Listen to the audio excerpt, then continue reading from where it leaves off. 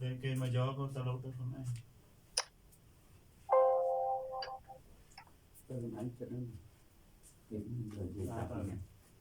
ដែលគុណចាំមកបន្តិចទៅមែនអឺដល់ទៅ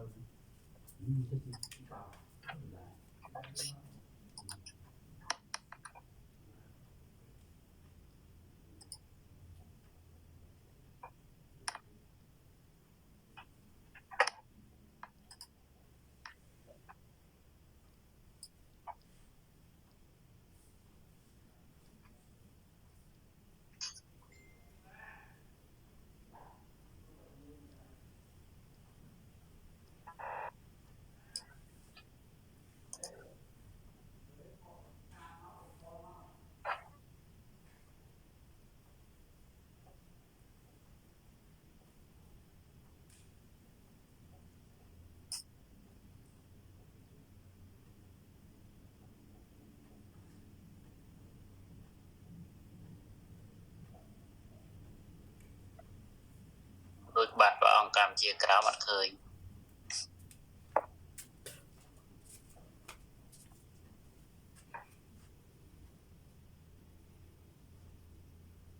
ប្រហែលជាសេវាមិនសូវល្អ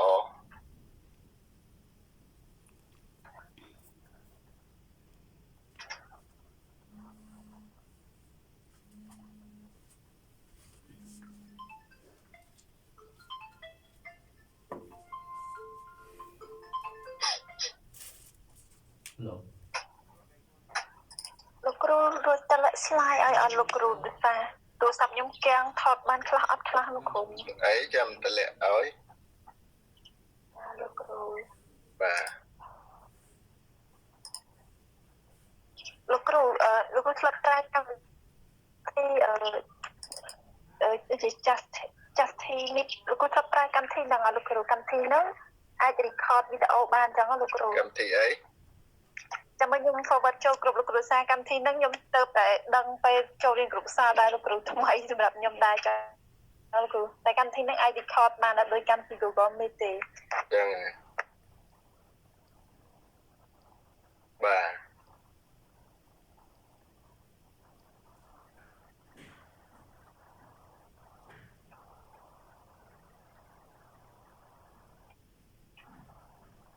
អត់អីទេ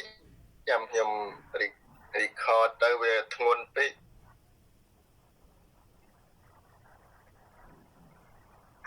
អាហ្នឹងគេមានម៉ាស៊ីនខ្ញុំរៀងតូចដែរម៉ាស៊ីនរៀងធំថតទៅអត់អី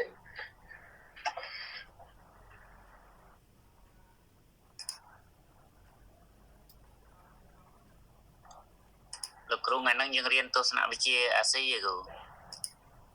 កណាទស្សនវិជ្ជាលោកខាងកើតហ្នឹងនេះគាត់លោកកើតកណាទស្សនវិជ្ជាបូព៌ាប្រទេសបណ្ឌបូព៌ាប្រទេសមិនបានប្រទេសទាំងអស់ទេរៀនតែមូលដ្ឋានឬក៏ប្រភពទស្សនវិជ្ជាដែលកើតចេញពីប្រទេសមួយចំនួនដែលមានឥទ្ធិពលវប្បធម៌មានឥទ្ធិពលអ្នកប្រាជ្ញមានឥទ្ធិពលអ្នកចេះដឹងគេហៅថាអ្នកទស្សនវិជ្ជាពីមុនគ្រិស្តសករាជមកហ្នឹងយើងលើកយកមកសិក្សាអញ្ចឹងអានេះជាមេរៀនទស្សនវិជ្ជាឥណ្ឌាមេរៀនទី2ដោយសារគណៈបាត់តែចំណងជើងមេរៀនអញ្ចឹងនៅក្នុងនេះមេរៀនទី2ទស្សនវិជ្ជារបស់ឥណ្ឌាអញ្ចឹងឥណ្ឌាហ្នឹងជាប្រទេសនៅខាងណាមិញនេះគុណជាប្រទេសនៅតំបន់ណាមិនលោកខាងកើតទេបាទប្រទេសលោកខាងកើតដែរលោកកើតចំតែម្ដងនៅបានន័យថានៅបែកខាងកើតហ្នឹងគឺអាស៊ីខាងត្បូងឥណ្ឌានៅអាស៊ីខាងត្បូងប៉ុន្តែនៅបែកខាងកើតនឹងខាងត្បូងបែកខាងកើតអត់ឃើញ slide មួយគ្រូអត់ឃើញទេមិនចាំ ឃើញតែណាក៏ឃើញដែរឃើញអូខែខាង មកខាងគាត់ ខែខាងនោះ slow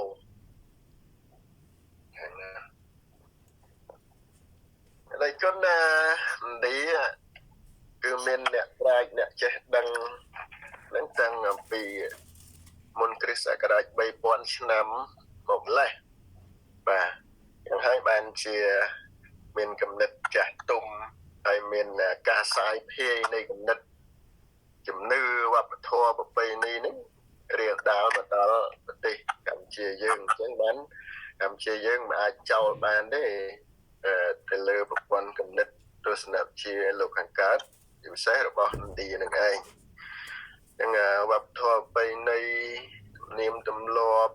ជំនឿសាសនាជាដើមហ្នឹងគឺយើងមើលមានបោមានគុណសម្បត្តិមានពូជពងសាវតាគឺស្ទើរតែ80% ដែលយកចេញពីឥណ្ឌាយើងហ្នឹងវាពាក់ព័ន្ធវប្បធម៌ប្រពៃណីនាមទម្លាប់អីគាត់ដូចជាកណាដូចជាការដឹកនាំនយោបាយអីជាដើមហ្នឹងពីសតវត្សទី1មកដល់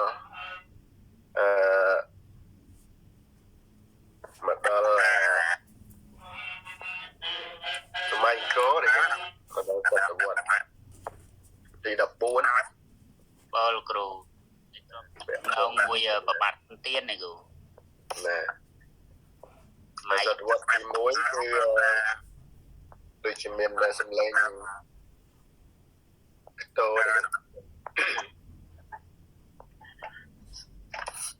ដែលគឺវាពាក់ព័ន្ធលំហូរនៃអតិពលនៃចំណេះដឹងពីឥណ្ឌាហ្នឹងមកច្រើនយ៉ាងហើយគឺទាំងវប្បធម៌ទាំងចំណេះដឹងនេះគឺជាអ្វីដែលជាគំនិតទស្សនវិជ្ជានៃលោកខាងកើតដែលផ្សារភ្ជាប់ជាមួយនឹងសង្គមខ្មែរយើងហ្នឹងជាពិសេសគឺឥណ្ឌាហ្នឹងអញ្ចឹងថ្ងៃនេះមេរៀនទី2នេះគឺលើកយកអំពីជាស្រ័យរៀងតឹងចំបោះតែគាត់អើយចុះលោកគ្រូមិនបានខ្មែរយើងមានទំនោរទៅរកឥណ្ឌាច្រើនជាងប្រទេសចិនចឹងគ្រូ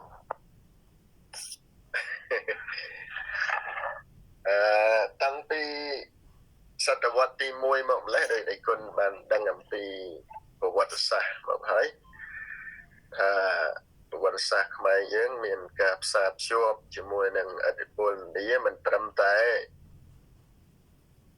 ចំណេះដឹងនេះទេគឺផ្សារភ្ជាប់ជាមួយនឹងជាតិវត្ថុគេហៅថាការបង្កើតប្រជាសាស្ត្របានន័យថាមនុស្សបាទផ្សារសាច់ផ្សារឈាមហ្នឹងជាមួយគ្នាសតវត្សទី1គឺប្របាទហ៊ុនសែននិងពនាងលាវយីនោះដែលត្រូវបានប្រវត្តិសាស្ត្រយើងបានសរសេរបានចារយ៉ាងច្បាស់តាមរយៈអ្នកបុរាណវិទ្យាអ្នកប្រវត្តិវិទ្យាអីជាដើមហ្នឹងគឺបានបរិយាយថា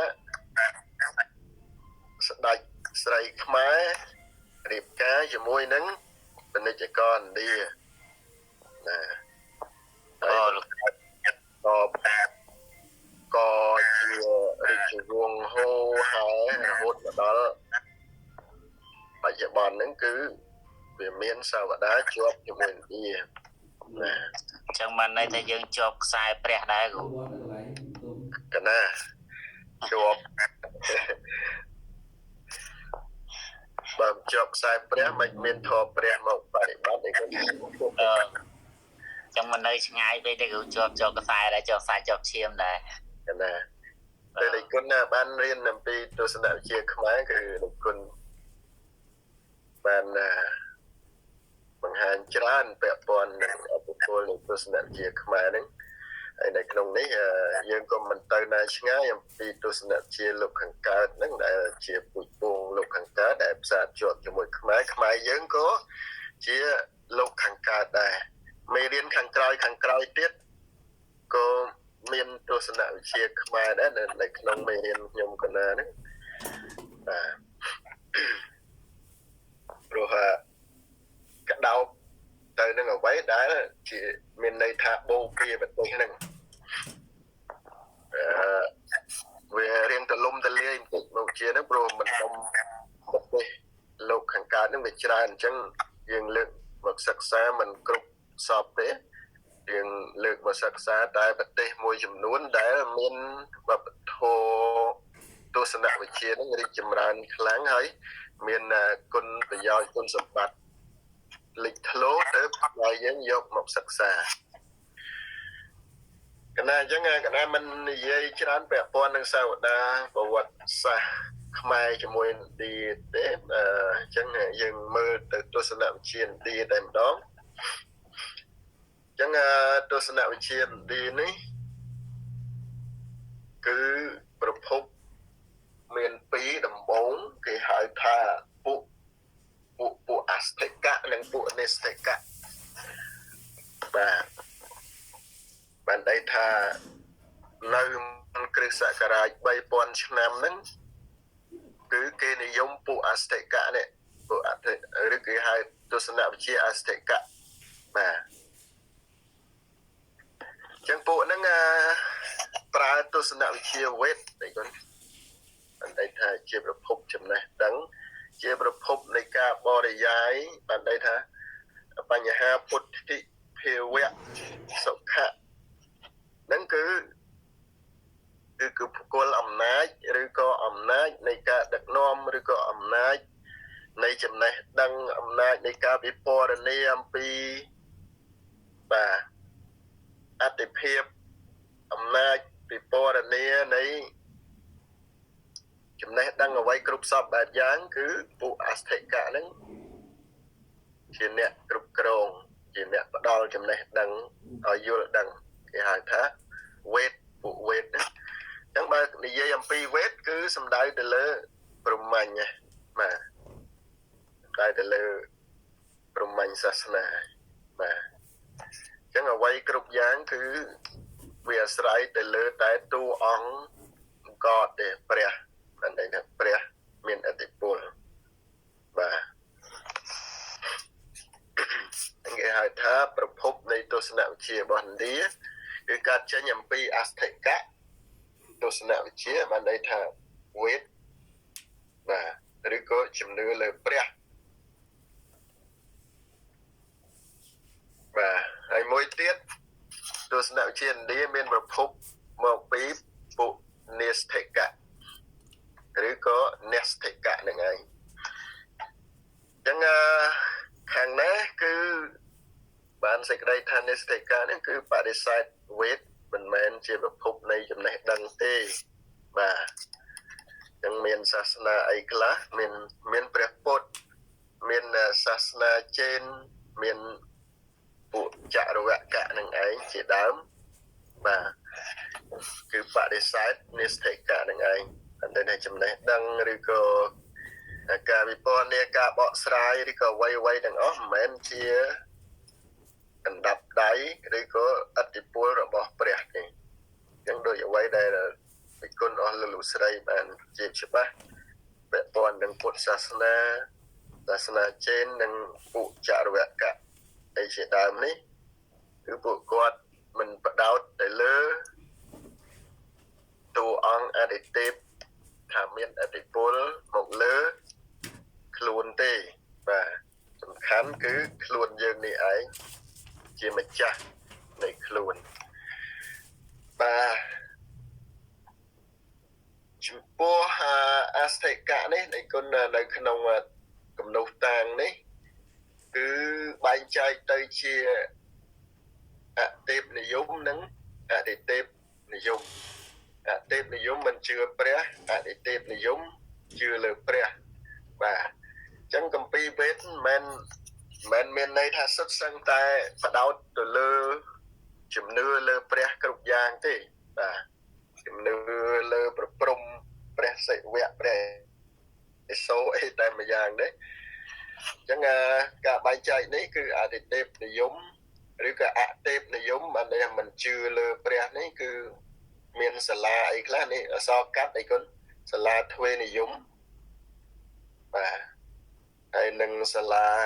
បែបតកៈគឺឈ្មោះនយាយៈនេះនឹងសាលាឈ្មោះវៃសេសកៈនេះន័យថាសាលានេះយកលក្ខណៈពិសោធន៍និយមយកមកបរិយាយប៉ុន្តែតែគុណមើលអតិថិនិយមមិនជឿព្រះបានន័យថាសាលាទ្វេនិយមបានតែព្រះក៏នៅតែជាតួអង្គយកមកបកស្រាយនៅក្នុងសង្ឃានឹងដែរបាទសាលាសង្ឃានេះឬគេហៅសាលាទ្វេនិយមប៉ុន្តែសាលានយាយៈនេះគឺគេចូលចិត្តបែបហេតុផលនិយមតែម្ដងប៉ុន្តែនៅក្នុងព្រហ្មញ្ញដែរបាទទាំងនេះគ្រាន់តែជាគំនុះតាងបង្ហាញអ្វីដែលជាទស្សនវិជ្ជាអស្ថិកៈនិងនិស្ថិកៈជាប្រភពនៃទស្សនវិជ្ជាឥណ្ឌារហូតពីបុរាណរហូតមកដល់បច្ចុប្បន្នអញ្ចឹងយើងមើលមកទៀតអតិទេពនិយមបានន័យថាជឿលើព្រះអញ្ចឹងជឿលើព្រះមានសាលាអីមានសាលាយោគៈបូពាវិមង្សានិងវេទនបាទនេះអក្សរកាត់អស្ថិកៈនេះគុណអកនេះបាទ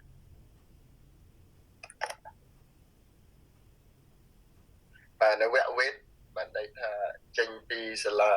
វេទតន្តៈហ្នឹងបានន័យថាជាសាលាចុងក្រោយហើយជាចំណេះដឹងចុងក្រោយរបស់ព្រហ្មទស្សនាអ្នកវេទបាទវេទថ្មីទ្រឹស្ដីកម្មញ្ញាណៈ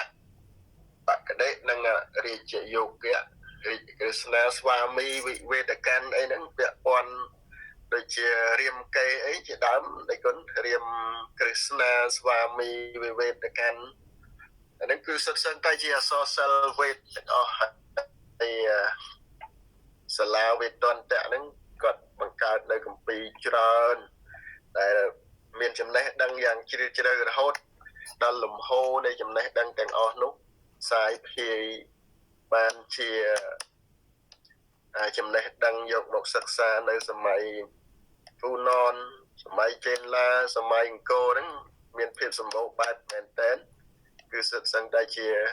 ការហូរចេញអំពីទស្សនវិជ្ជាក៏ដូចជាចំណេះដឹងនៃសាលាវេទរបស់ឥណ្ឌាដែរគុណបាទមិនតែប៉ុណ្ណោះពុទ្ធសាសនាហ្នឹងក៏ចូលមកសាយភាយចូលមកជាមួយគ្នានឹងដែរជាមួយនឹងសង្គមខ្មែរយើងពីហ្វូណនជាមួយចេនឡានិងសម័យអង្គរនឹងដែរហើយមានគុណសម្បត្តិដែលជាវឌ្ឍនភាពសម្រាប់បច្ចុប្បន្នហ្នឹងផងដែរណានេះជាកំណត់តាំងដែលគុណខ្លីៗហើយខ្លឹមសារយ៉ាងណាគឺយើងទៅសិក្សាបន្តពាក់ព័ន្ធនឹង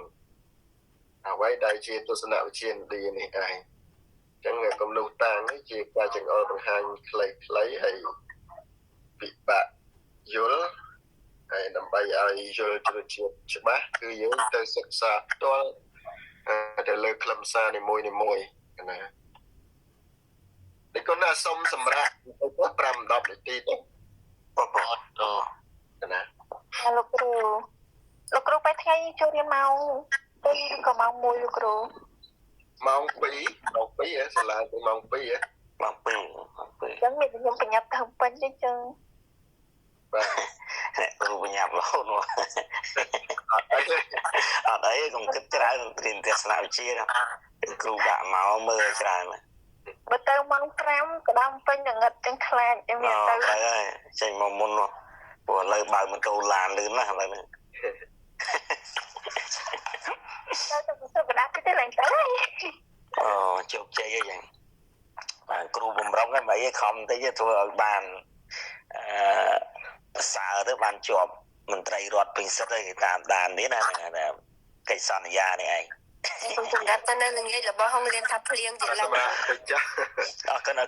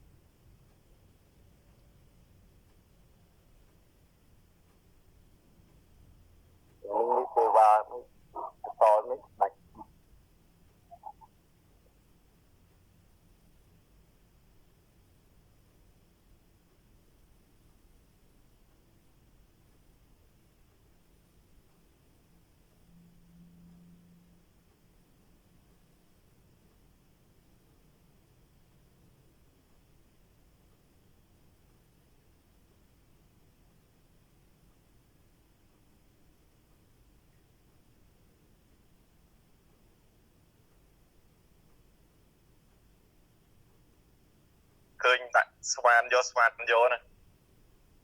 មានអាស្វានវិស្វាននឹងទៀតតា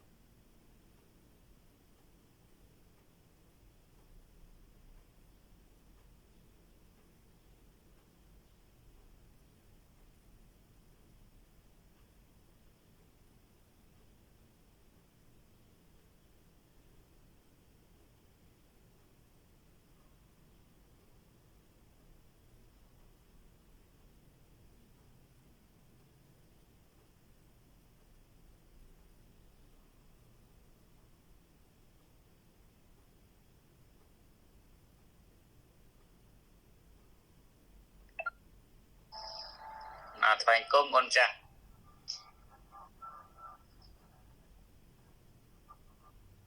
បាទបាទនេះគឺចូលបាច់ប្រមាណ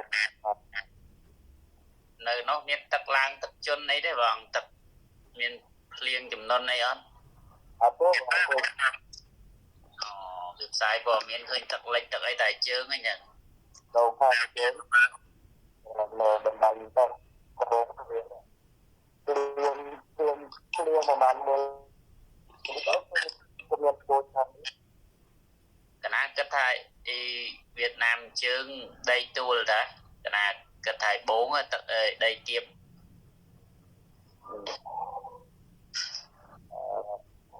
វៀតណាមទៅ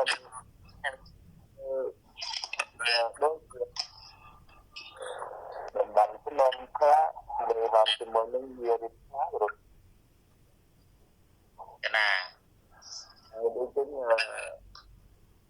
ភូមិសាស្ត្រតំបន់នោះដូចជារៀនវាប្រកាសបាទទៅព្រៀងមកស្លាប់កំពិតនៅជាប់ឆ្នេរទាំងអស់វៀតណាមតាំងពីជើងដល់បងឆ្នេរទាំងអស់ឆ្នេរសម្រាប់ក៏ប៉ុន្តែវាគេហៅថាសម្រាប់ទៅមានបានពីរទៅតាមប្រូទូណាកណោសបោគ្រឿងសមុទ្រឆាន់នៅសបោគ្រឿងសមុទ្រខាងត្បូងឲ្យចង់ឲ្យលោកគ្រូផ្ញើមឹក 2-3 គីឡូអីញ៉ាំមឹកស្លាប់បានញ៉ាំមឹករស់នេះឆាវដល់ខ្លះសេដែរឬក៏ដែលញើមឹកក្រៀមមឹកអីបកាយឺអីឬក៏ត្រីសមុទ្រអី 4-5 គីឡូអីចឹង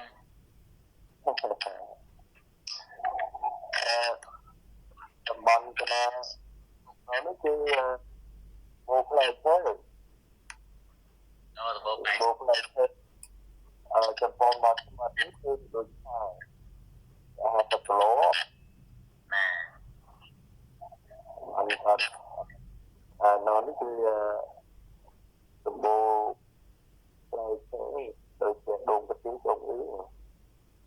កណានេះគឺសូមគ្រប់គ្រងគ្រប់កណានេះយ៉ាងស្វាតទៅ ត្រូវមានណាបង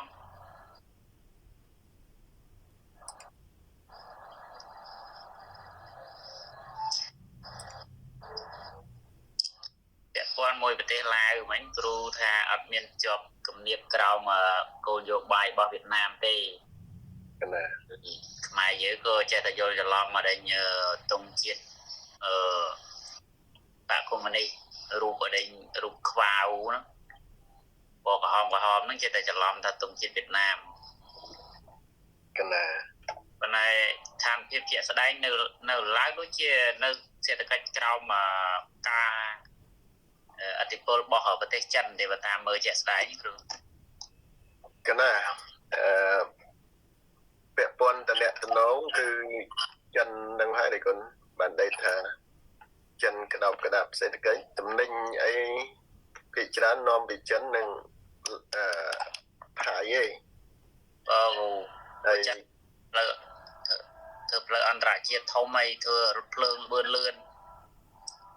ហើយតំណែងវៀតណាមដូចជាមិនជាបទពិសោធន៍ដែលខ្ញុំកណាទៅឡើយដូចជារោគតំណែងវៀតណាមមិនច្រើនទេគុណប៉ុន្តែតាមបន្ទាត់ព្រំដែនប្រហែលជាអាចប្រើប្រាស់ខ្លះចឹងដែរ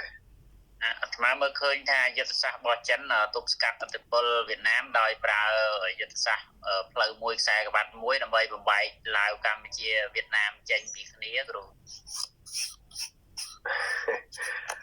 អញ្ចឹងបើនិយាយពីអធិបុលការពារខ្លួនការពារជាតិរបស់ខ្មែរនឹងឡាវជាដើមហ្នឹងអត់សូវមានលទ្ធភាពប្រមាណទេប៉ុន្តែដោយ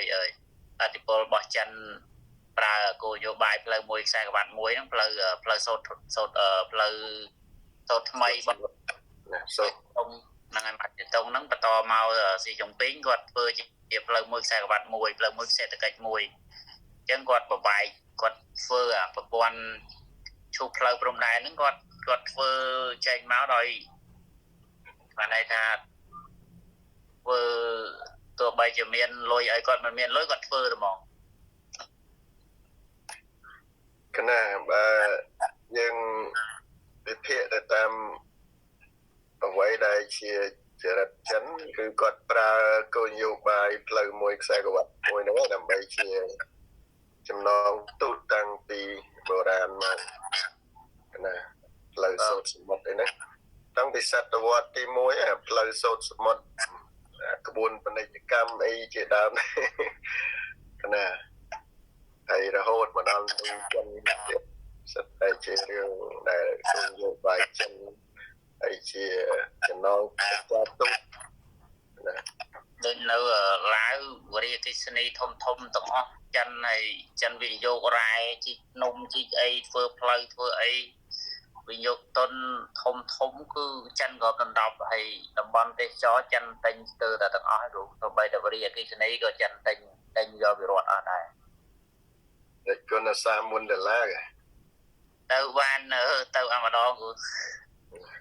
ទៅប្រហែលជាមួយអាទិត្យដែរគឺហើយមើលឃើញហើយក្រុងវៀងច័ន្ទពេលយប់ងឹតឈឹងមើលសមុទ្រខាងមុខអត់ឃើញអញ្ចឹងបានថ្មឆ្ងល់ថាភ្លើងឡើង1គីឡូតែ150 ជាងទេអត់ដល់200 1គីឡូសម្រាប់ប្រជាជនប្រើប្រាស់ប៉ុន្តែមិនបានរត់ឡាវអត់បើកភ្លើងអញ្ចឹងដល់ពេលមើលទៅថារត់ឡាវលក់ឲ្យចិនស្ទើរតែទាំងអស់ហើយ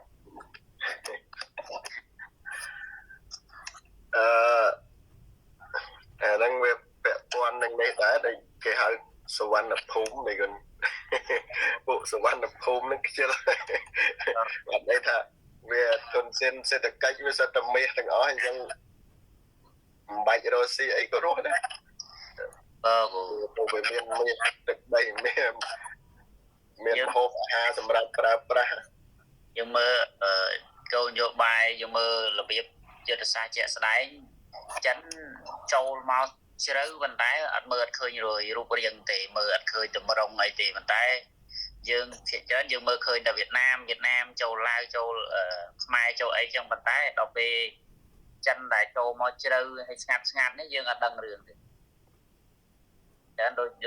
រោងចក្រដូចអីខ្មែរកដាលយើងនេះធ្វើពលករធ្វើកម្មករឲ្យ បំរើឲ្យចិនទៅតែគ្រប់កន្លែងទាំងពីរោងសិនស្រូវទាំងពីរោងចក្រទាំងពីអីនេះចិនធ្វើតែកាយពេញខ្មែរយើងអត់ទៅចាប់អារម្មណ៍យើងចាប់អារម្មណ៍ដល់វៀតណាមតែវៀតណាមមិនមែនតែទៅវៀតណាមអត់សូវមានសេដ្ឋកិច្ចធនធានអីក្របដណ្ដប់ទេគាត់តែមានតែចំនួនប្រជាជនតែបើចិនមានឥទ្ធិពលលើសេដ្ឋកិច្ចខ្លាំងកណានេះគនយើងអត់ចេះនេះគនយើងអត់ចេះកិច្ចការគេហៅទូតពីសនេះកិច្ចការរស់ស៊ីការបង្កើតរោងចក្រសហគ្រាសធំហ្នឹងគឺយើងអត់មានជំនាញទេចិនគាត់មានជំនាញចិនគាត់បដិបដាលជំនាញរស់ស៊ីហ្នឹងគឺតាំងពីយូរយារណាស់មកហើយរបៀបរស់ស៊ីនេះហើយស្ទើរតែគ្រប់គ្រួសារនៃចិនហ្នឹងគឺគាត់ចេះរស់ស៊ីគាត់ចេះតំណងគាត់ចេះតាក់ទងដើម្បីនាំផលិតផលយកទៅលក់ហើយទីផ្សារសំខាន់ហ្នឹងគឺអឺរ៉ុបហ្នឹងឯងបាទអញ្ចឹងយើងអត់ចេះយើងចាំតែធ្វើកម្មករគេអ្នកបង្កើតរោងចក្រតែចំនួនខ្មែរក្រហមចំនួនអីហ្នឹងចិននៅពីក្រោយខ្មែរយើងដែរនឹងទំនុកម្រងអាវុធយុទ្ធភ័ណ្ឌអីហ្នឹងដែលចិនជំនួយរបស់ចិនមកហ្នឹងចឹងចិននៅពីក្រោយកងទ័ពខ្មែរក្រហមដែរហើយនិយាយទៅយើងមើលអត់សូវឃើញទង្វើរបស់ចិនដែលនៅពីក្រោយសង្គ្រាមទេហើយភាគច្រើនពេលដែលទៅចប់បញ្ហាចិនគាត់ជាអ្នកជួយជាអ្នកអីវិញ